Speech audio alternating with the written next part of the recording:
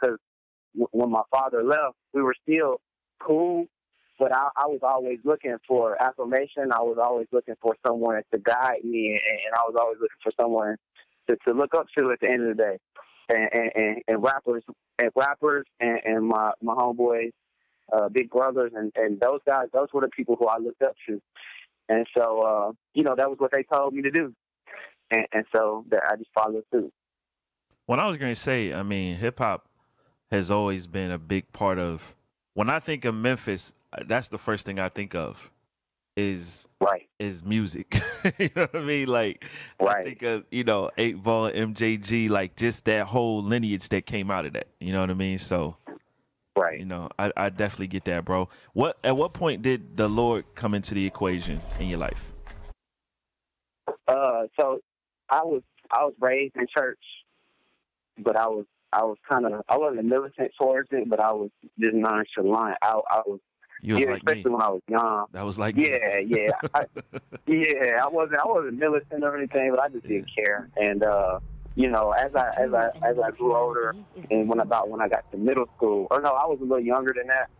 I don't even remember what happened, but I know I had a life experience when I was around 9, I want to say, and I told my mom I wanted to accept Christ, and then I wanted to be baptized and all that, and so we did that.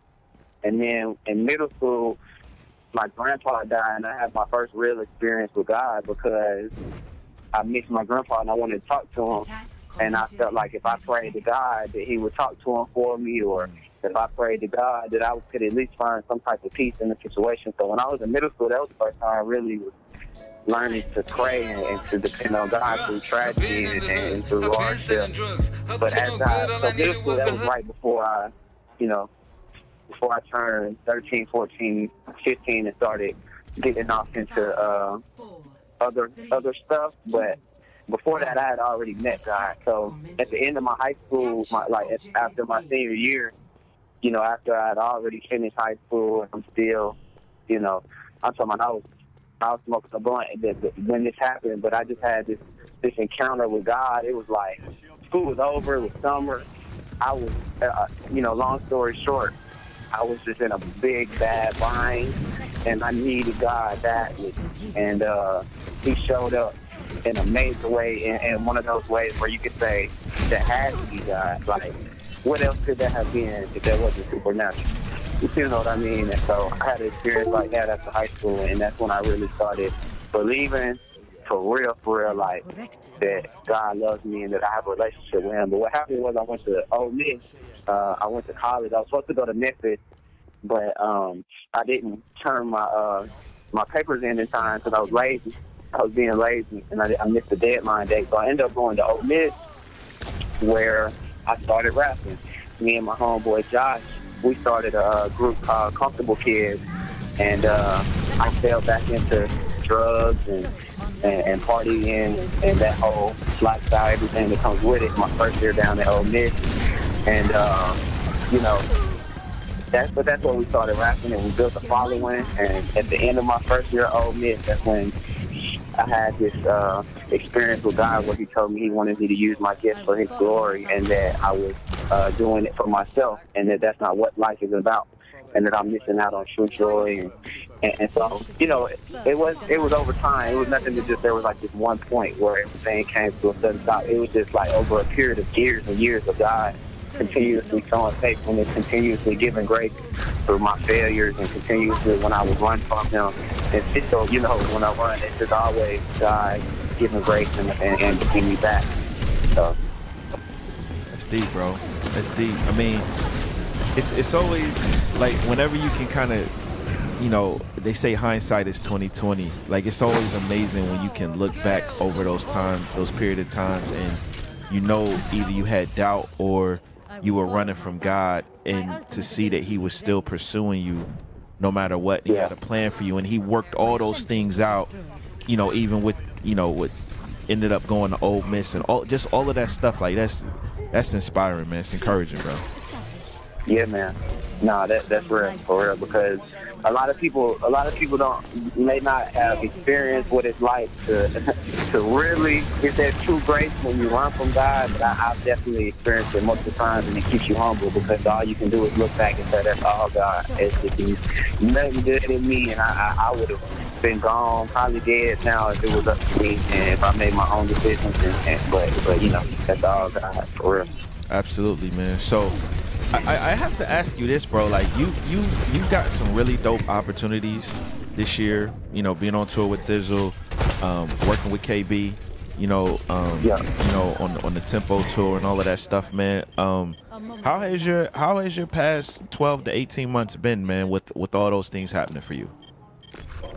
Yeah. So you know, when I put my last EP out, the 1994 Until, that's when I first kind of really started showing my versatility. I was singing on songs, I was rapping in different cadences, different types of beats, neo soul, hip hop, trap, pop hip hop cycles, and so a lot of people started realizing, like, wow, he is versatile. He could probably fit this track or this track. And so what happened? I started having lots of people and other artists contact me for features, and I was so hungry. I was so hungry at the time that I would do, especially if it was like artists that I knew and artists that I've heard their music and stuff, and I knew they had some type of following or fan base, and that it would benefit me in some way. I was doing all of them, and I would do my best to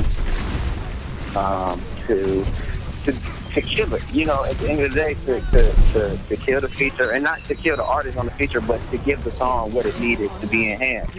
And what happened was a lot of these artists who were releasing these features with me, a lot of people were hearing them, their fans, and then they would also become my fans. And so my fan base just kind of grew over time from a lot of the features. But with I knew Thizzle from like real early in my career, because we were being recruited to the same management company right after my first mixtape dropped. And so we met early. But over time, we just kind of built our relationship, seeing each other's shows and stuff. And when my EP dropped, he listened to it on the way to one of his shows.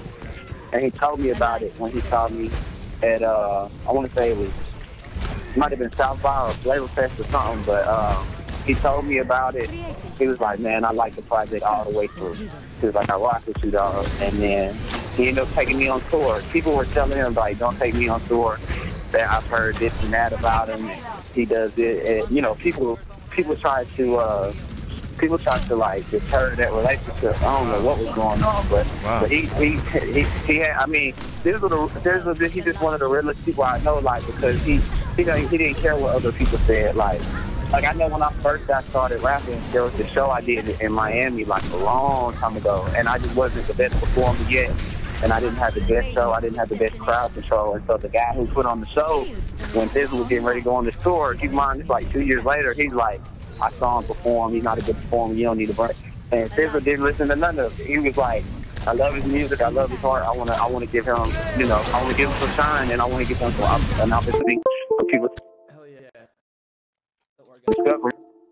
And so Thizzle was really the first person one of the first big artists who posted my EP, who took me on my first major tour. Like, so I owe a lot to Thizzle and he knows that. He knows that I always honor and respect him for sure. And KB, same thing. Like, it's just KB. I met him early in my career.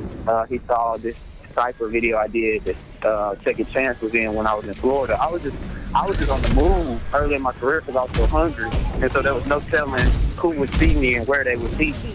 And so it was literally like that. And we just built our relationship over time. I grinded, I kept putting out music, and you know, it's just something that happened organically. And so the last 12 to 18 months, it's been all just growth and building relationships one by one with different people, and it all feels like it was all kind of mounting up to this point for this release, because now I have so many relationships that I'm dropping this album independently, but I got relationships at radio, I got relationships with DJ. Like, I met you at what, Flavor Fest or South by? Nah, Legacy. I didn't really know. Legacy. And Legacy, that's right. Legacy. And that was where Thizzle told me about the album too. Yeah. But now, like, you see, I just walked up to you and just introduced myself, and I just try to build relationships, like, you know. And so that's what I've done. I built so many relationships over the years, and I thought it got to a point where I thought it was pointless after a while, because it's like, you know what I'm saying? Like, I don't care about trying to build all these relationships, this and that. But over time, you realize, like, those one by one, like, just building one person at a time and getting to know people and caring for them and actually, you know, building relationships with them, it really matters, you know, in the bigger scheme of things. So now that I'm ready to put my debut album out, there's a lot more people who care, and there's a lot more people who know me and care about me as tied to person instead of just tied up. So, you know, but yeah, it's been crazy, man. The last year and a half has been crazy. Been a lot of momentum, a lot of growth, and I've never slowed down and stopped working. I've continuously tried to hone my craft and to grow in my understanding of the word and everything. So it's all just kind of culminating now, I would say. Yeah, you know, you dropped this joint suddenly, man. Right. What made you kind of take that approach as opposed to a more of a rollout, particularly with this being your first project, man? Right. Or your first official album, I should say, not first project, but you know what I mean. Yeah. First of all, I think that people have got to. I don't want to say they have to, but I think it would be wise to not follow previous trends, but to set new ones. And not to say that what I've done is a new trend, but I think there was a lot of people who I told about my idea of how I was going to roll the album out, and they were like, it's cool, but if you say you put your heart and soul into this project like you say you did, you need to do this and that, and you should do it like this, roll out with a pre-order and this many weeks. And I was just like, but I talked to God.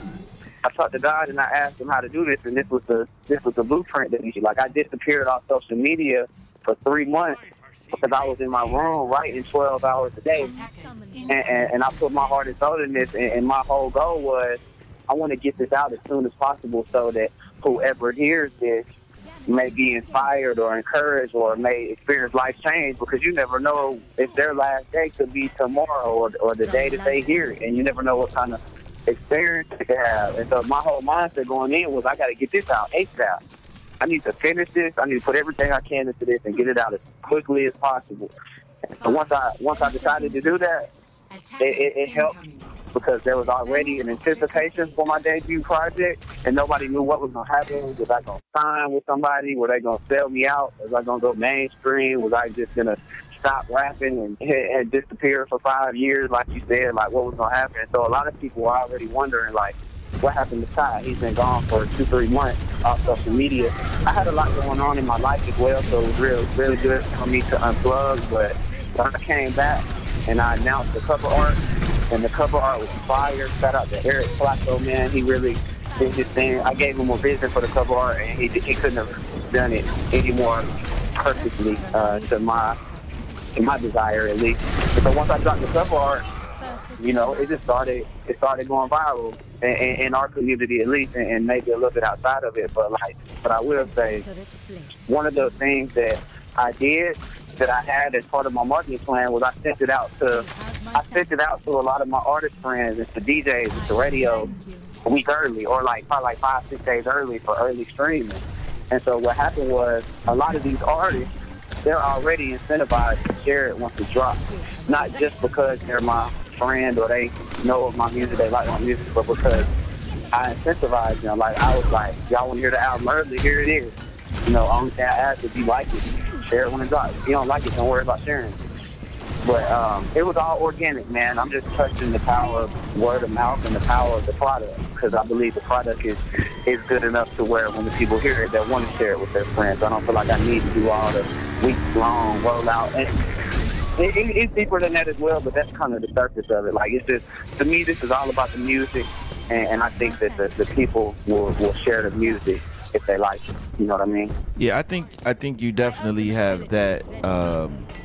There's definitely that ability, given how easy it is for people to even build their own platforms now, with not just stuff like, you know, what I've been doing with podcasting, but with streaming and playlists and all of that kind of stuff, bro. Like, you know, your music can get around real quick with the right relationships. You know what I mean? Like, absolutely. You know, so I did want to ask you about this, bro. I know think it was probably the beginning of last year, 2016. You and Young Noah had signed to the company that basically manages the Newsboys, and they were starting a hip hop division and all of that. And is that still like going? Nah, so that actually happened in 2015. That's what I was talking about earlier. But so we signed to them as a management deal in early 2015. I want to say it was like April. They didn't announce it. They probably didn't announce it till what, like the very beginning of 2016. Yeah. So, but what happened was after they announced it, there was only a few months that went by before we were already done working. It's just that we never made like a final announcement. And it's nothing against those guys or anybody who was affiliated with the situation, because they're very good at what they do, but they were so time consumed with the artists that they already had, and all their artists were already popping, they were doing their own things, and so we were a project, myself and Young Noah, because it takes time, especially for hip hop artists who are Christian artists for sure. It takes time to build that, and there has to be a consistency with the product and everything. And so it was taking a lot of time, and it just it didn't work out. But that's okay. So now I'm independent. I actually just sealed and locked my new, and I'll release those details soon as well. But yeah, man, it's no hard feelings, and they did a lot for me in my career. I feel like, and even Chris, who was leading the thing, me and him are still good friends, and he still does a lot for me. So, it's no hard feelings, but yeah, that didn't work out. Man, I'm going to tell you something, bro. Every successful artist in this game got stuff like that didn't work out, bro. You know what I mean? Like,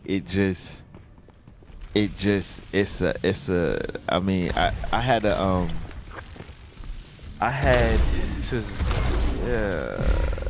this is when I was first starting Wado Radio, maybe like a year or two in.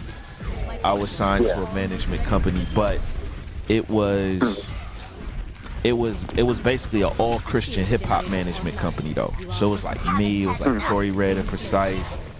Well, not Precise, but Corey Red as a solo artist. The Frontliners, I don't know if you remember them or not, but that was Witch Group. That was the group Wit was in. Like, all of us were signed, and the company just ended like a year after. And it was like, there was good stuff happening, you know what I mean? Like, award nominations, there was touring. I mean, everybody's stuff was, but it just, stuff happens, man. So, that's a good perspective, though.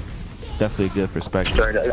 I mean, it's all in God's hands, a lot of stuff like that. I know many stories from artists, like you say, who just had, experiences that didn't work with label and management, and it's just like, when it's done, it's just like pick it up and keep moving, just keep grinding. Keep grinding. Yeah, it's all you can do. Forward. Yeah. Right. It's really all you can do, bro. Sure. It's definitely all you can do, man. Let me ask you this, because you've been around this thing long enough now. I think you probably have an opinion, man. What is your thoughts? As a young artist, what is your thoughts in this whole Christian hip hop space, man? Just with everything going on right now. Yeah. Man, that's a complex question. And I think that I think that I could do my best to answer with the wisdom that I do have, but at the end of the day, I'm not the be all say all on this. So I don't want anybody it's no right or wrong, bro. It's just right. This dialogue. Bro. Sure. I think something that I've been really starting to clear up as I've been looking deeper into it lately, because for one, I want to go ahead and before I say anything, I want to show major respect and honor to everyone who came before me in the Christian hip hop industry. Yeah. And every Christian artist who's done hip hop over the last 20 to 30 years, who's given a platform for people like myself. I want to show honor, respect, love, and at the end of the day, I want them to know that I appreciate everything they've done to trailblaze the path for artists like myself.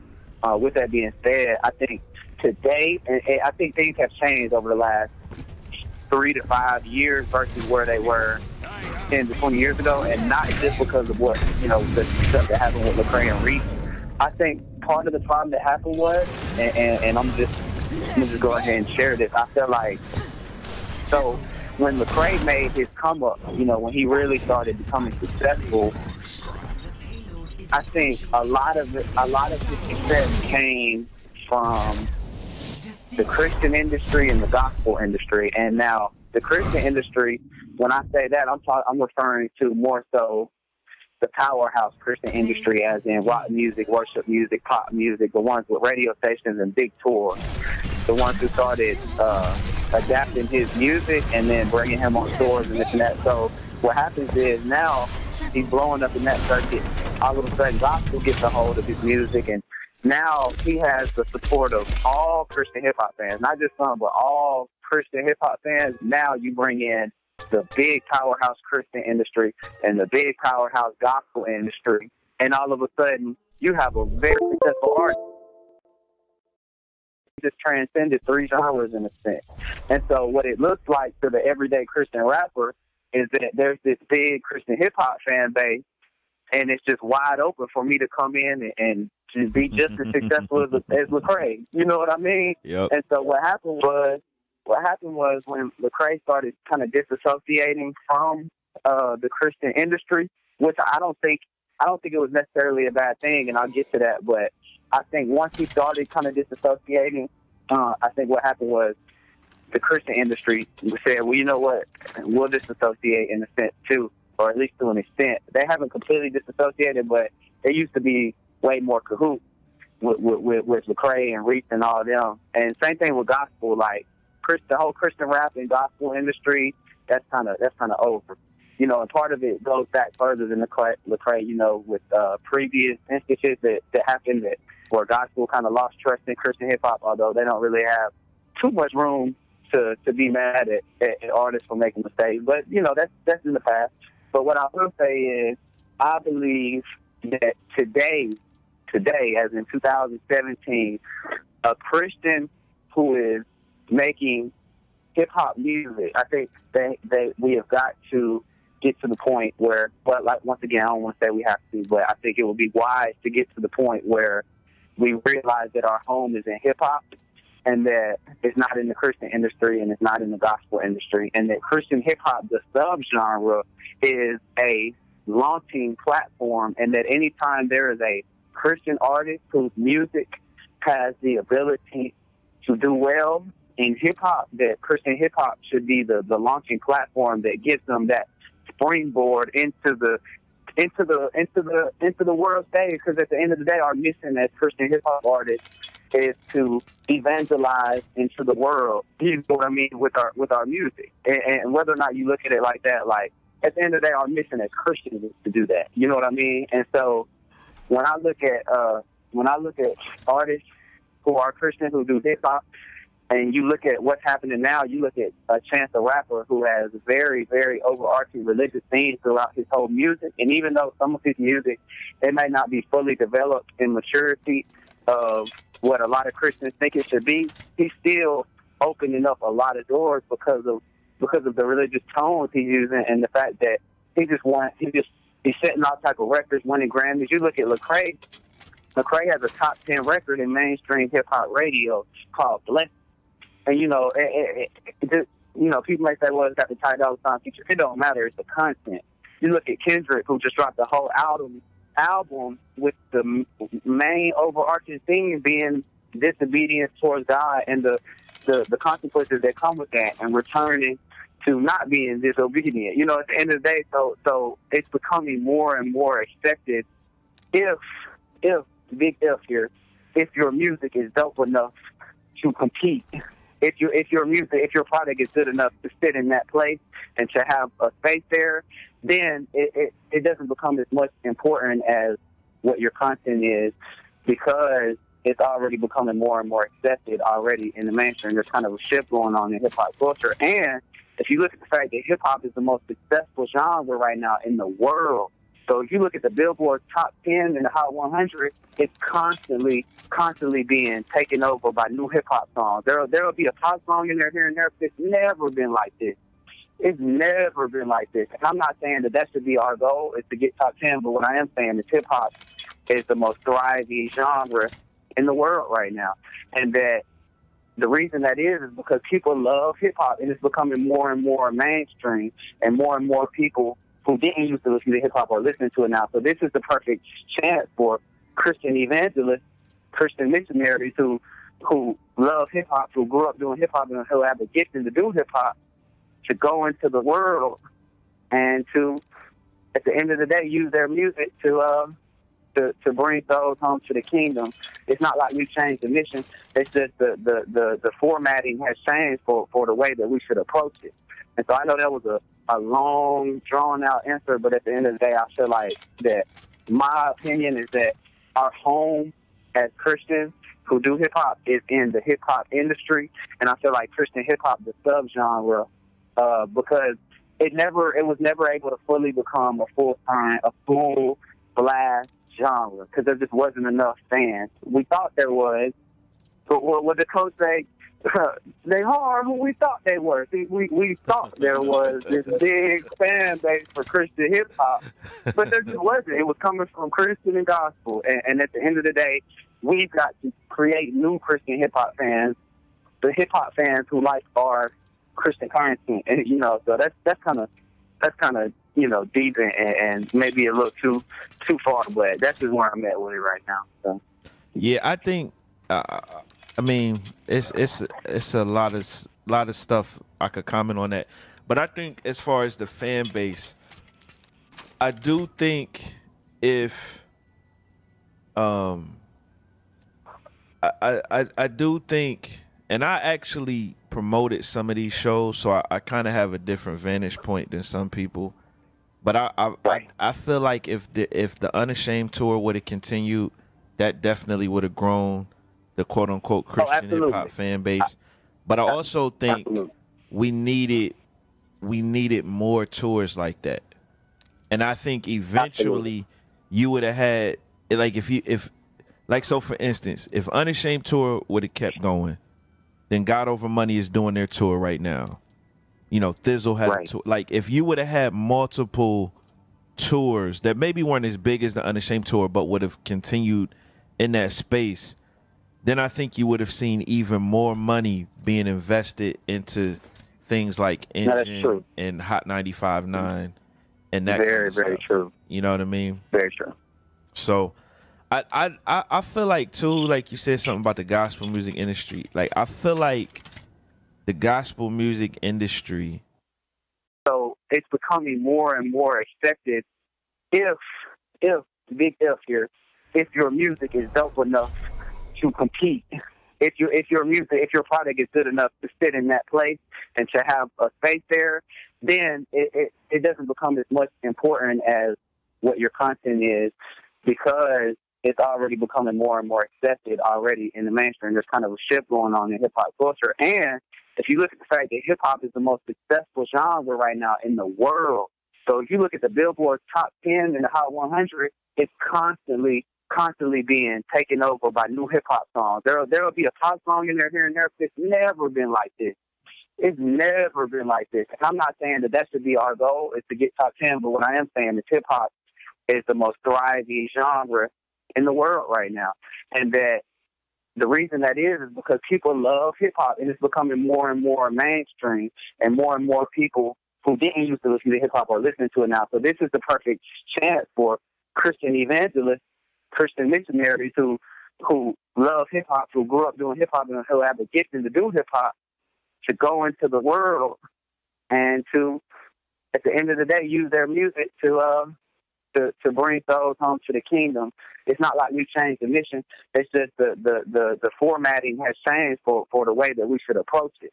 And so I know that was a long, drawn-out answer, but at the end of the day, I feel like that my opinion is that our home as Christians who do hip-hop is in the hip-hop industry, and I feel like Christian hip-hop, the subgenre, because it was never able to fully become a full blast genre because there just wasn't enough fans. We thought there was, but what the coach say?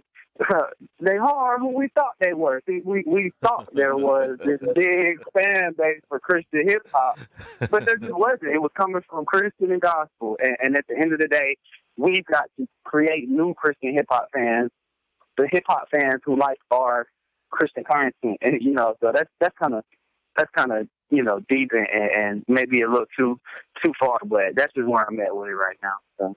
Yeah, I think. I mean, it's a lot of stuff I could comment on that, but I think as far as the fan base, I do think if I do think, and I actually promoted some of these shows, so I kind of have a different vantage point than some people.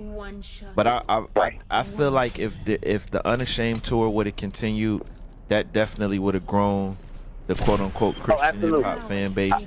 But I also think we needed more tours like that. And I think eventually you would have had, like, so for instance, if Unashamed tour would have kept going, then God Over Money is doing their tour right now. Thizzle had a tour. Like, if you would have had multiple tours that maybe weren't as big as the Unashamed tour, but would have continued in that space, then I think you would have seen even more money being invested into things like Engine and Hot 95.9 and that very kind of very stuff. true. You know what I mean? Very true. So I feel like too, like you said something about the gospel music industry. Like, I feel like the gospel music industry, actually, from my vantage point, I actually think this is the most open to Christian hip hop they've ever been. Personally. Now, when you say that they're more open to Christian hip hop, do you mean like that they're open to promoting and putting Christian hip hop on their radio stations and helping us become as successful as the artists who are in the gospel industry, or do you mean that they're open to listening to it and giving it to their kids? Like, what do you mean by they're open to it? Oh, putting it on the radio, bro. Absolutely. I've had. I mean, my show airs and is aired on several gospel stations for years, but aside from that, like, that's been a specialty show. Like, I've had conversations with. I mean, I'm trying to say this in a way that it won't give away who it is. But I've had conversations with very important people in that community about. They've asked me for, like, yo, give me some artists, give me some music. Like, they're trying to find songs that they can ease into that format that their existing fans won't totally be like, this is horrible. Like, I get this, but at the same time, it's still hip hop. They've never been willing to do that. Like, never. Even back when The Truth was touring with Kurt Franklin, it was him. It wasn't nobody else. It was him, and maybe BBJ before that. That's it. You know what I mean? They're a lot more open to it now. You know what I mean? So I mean, I do think you're right though in the fact that we still haven't really found a home. You know what I mean? Right. And I mean, and that's why I didn't want to make it come off. I was saying our home is hip hop, but I just meant doing hip hop as a Christian. You know, whether it's Christian hip hop or in the hip hop industry, that our home shouldn't be outside of that, but we could definitely, you know, still draw an impact from other genres. So I didn't want to come off like I was saying hip hop is our only home. But yeah, you can go ahead. I don't have a problem with hip hop being our home. I think the problem that we haven't figured out yet is if the mission is really truly evangelism, how to do that effectively if that's our home. Gotcha. You know what I mean? Like, I think that's the, you know, I think that's the thing, you know. I mean, some people, it's not evangelism anymore though. You know what I mean? Like, and some I mean, listen, some guys, newer artists in your, I would say, like, age group that's coming in with you, it's not even a matter of it being anymore. It's just I'm just trying to make good music and, you know, vibe, and that's what it is. And I don't think there's anything wrong with that. I think everybody has some type of underlying desire to see souls saved, though, if they're a Christian with whatever their work is. So, but I agree with you so? with the tone and that.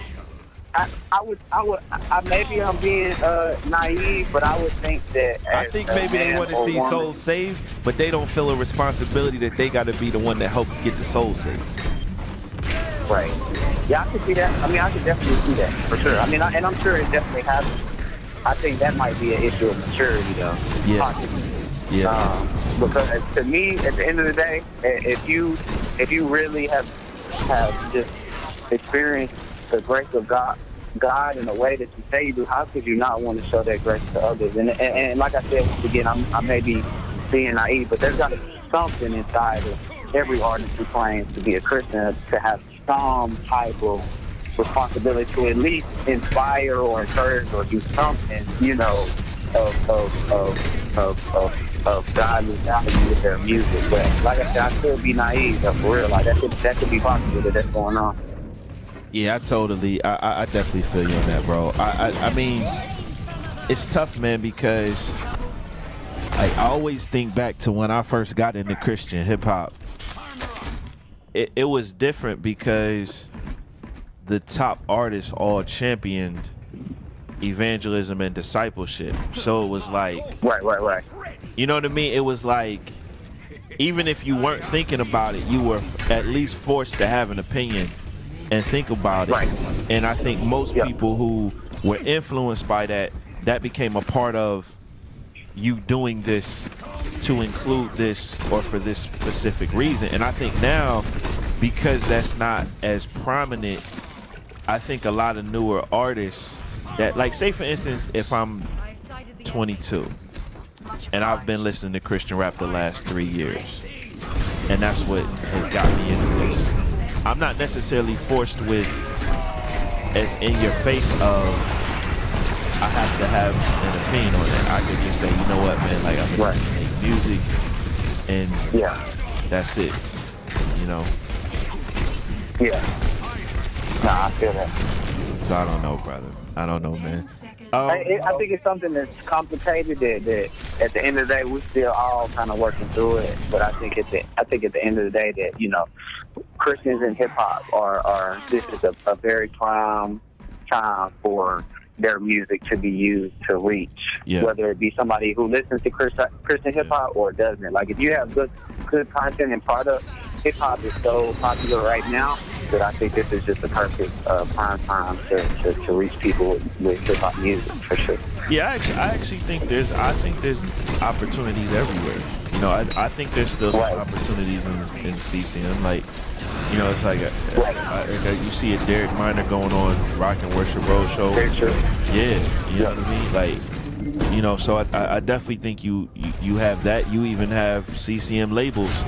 I mean, look, man, you know, they put a lot of money behind NF and Social Club and Stephen Malcolm. You know what I mean? Like, they're getting opportunities. Mm-hmm. You know, but then, I mean, how can you not see what Lecrae is doing and saying, man, like, there's a little bit of space for us over there too. You know what I mean? So, you know. Mm-hmm. You know. Yeah, I agree. For sure. Yeah, that's good, man.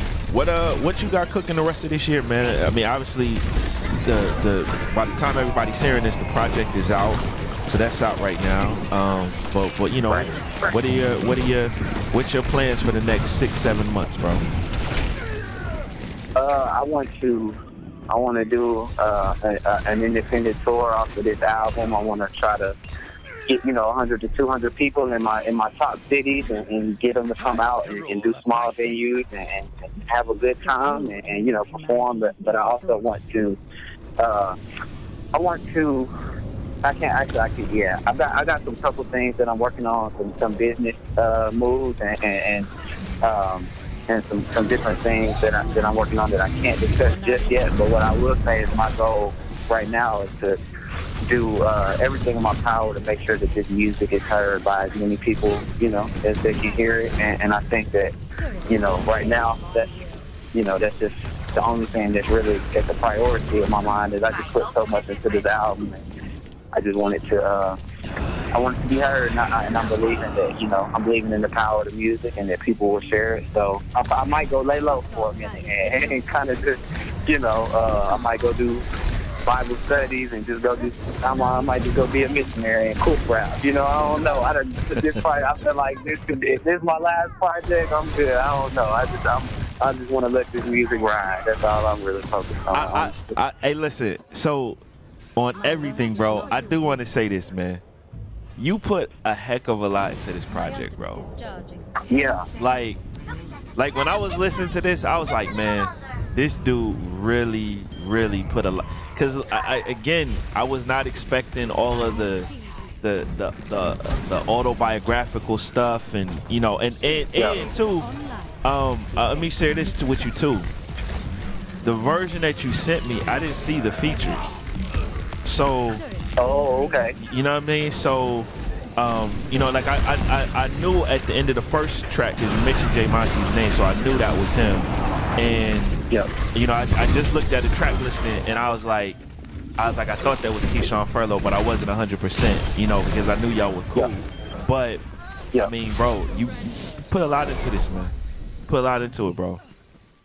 Nah, I appreciate that. So that was the biggest thing for me, was I knew that in the process of making it, that, a lot of people didn't know what I was doing, especially like my family members, so I'm locked up in my room all day, not talking to anybody, kind of isolated friends, wondering why I'm not answering the phone and stuff. But I was like, I promise it's for a good reason, and that when y'all hear the project, y'all see why I really dedicated myself to this. And one of the things I want to do was challenge other artists to take the craft, to care more about the craft, and to not just put anything together, to really take your time. If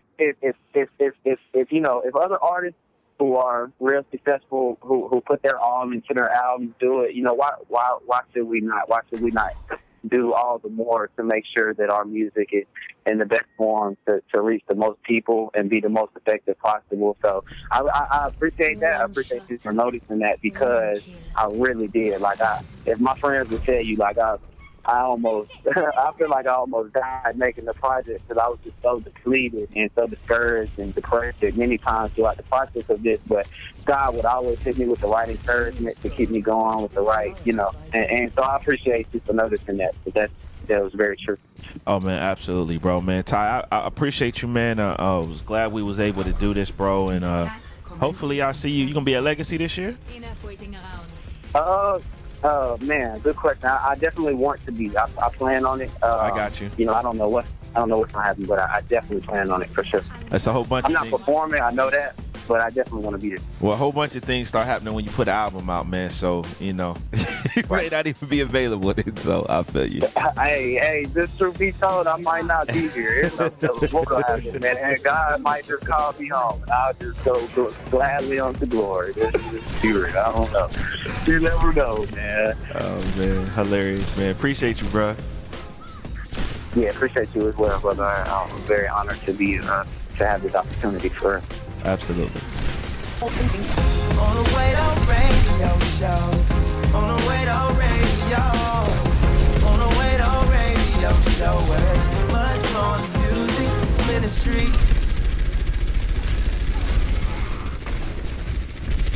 It's hard, man, to say it to somebody, because you really never know. Sometimes people's talent doesn't blossom until.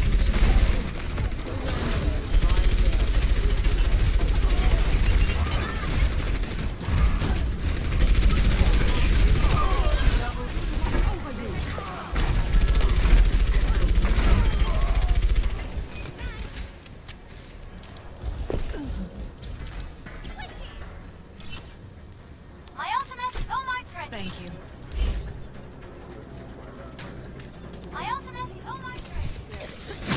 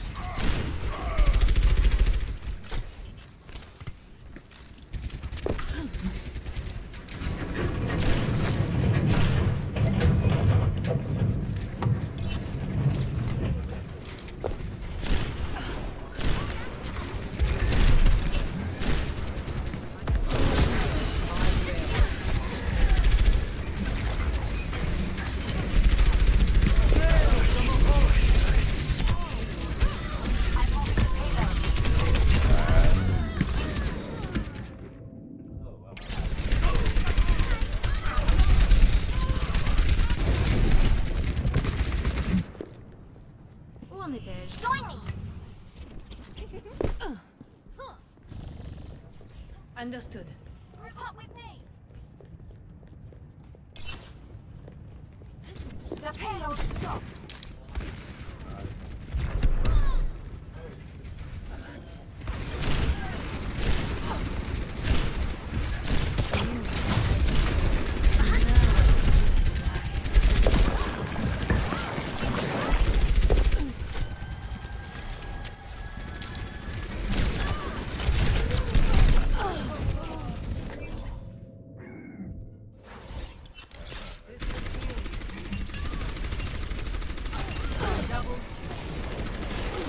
The true enemy of humanity is disorder.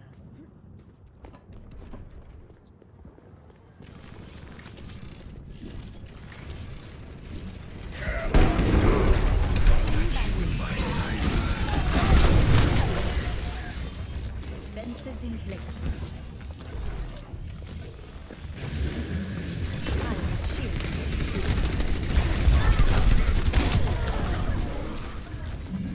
Turret deployed.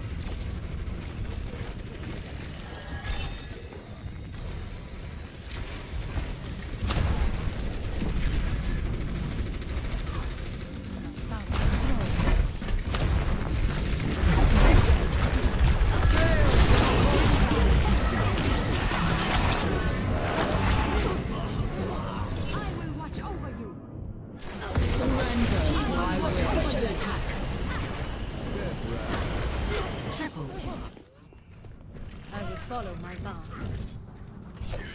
My ultimate is almost ready.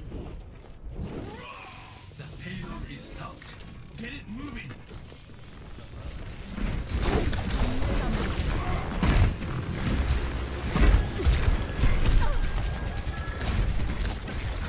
Sentry turret placed.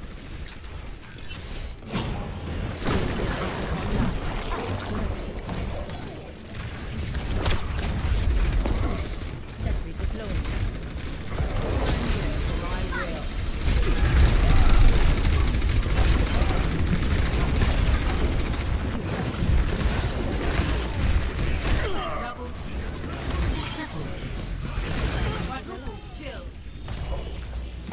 Turret deployed.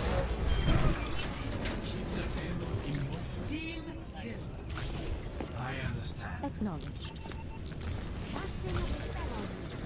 From light indeed.